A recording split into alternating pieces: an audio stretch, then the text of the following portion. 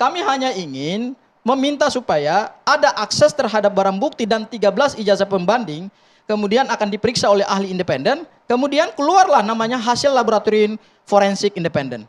Nah, itu kan keluarnya nanti dalam bentuk surat. Berdasarkan pasal 184 KUHP, itu kan nanti bentuknya adalah alat bukti surat. Kemudian dari alat bukti surat itu, nanti kemudian dikaitkan dengan keterangan-keterangan saksi, jadi buktinya jadi bukti petunjuk. Kalau kemudian disampaikan oleh seorang ahli di dalam persidangan, berarti nanti jadi bukti baru lagi. Ya, alat bukti yang namanya alat bukti ahli.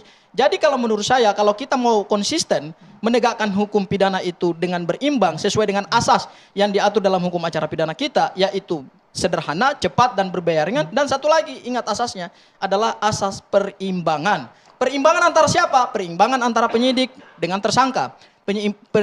Penyeimbangan antara penuntut umum ketika perkara dibawa ke dalam konteks peradilan dengan hak-haknya seorang terdakwa. Nah, bukti-bukti yang ada sekarang di Polda Metro Jaya itu kan baru bukti yang menguntungkan pelapor. Itu hasil uji forensik itu tentu akan menguntungkan pelapor karena keluarnya adalah identik. Boleh kita libatkan panelis dulu ya, boleh ya? Ini kan belum fair gitu loh. Nah, jadi kalau saya mau tambahkan lagi, kalau dikatakan bahwa ini tidak sama dengan pengujian terhadap kerugian negara, ya mohon maaf Bang Rifai ya. Unsur kerugian negara itu adalah unsur pidana di dalam pasal 2 dan pasal 3 Undang-Undang Tipikor.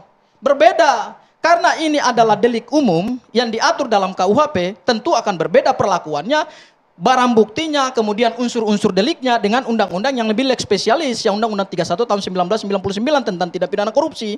Dalam konteks pidana umum, karena ini masuknya kepada barang bukti, dan barang bukti ini kan bagian dari kekuatan pembuktian. Sama-sama punya dalil, dan yang diuji itu adalah barang bukti. Boleh bersuara, Prof. Ya, jadi berbeda dengan kerugian negara. Iya.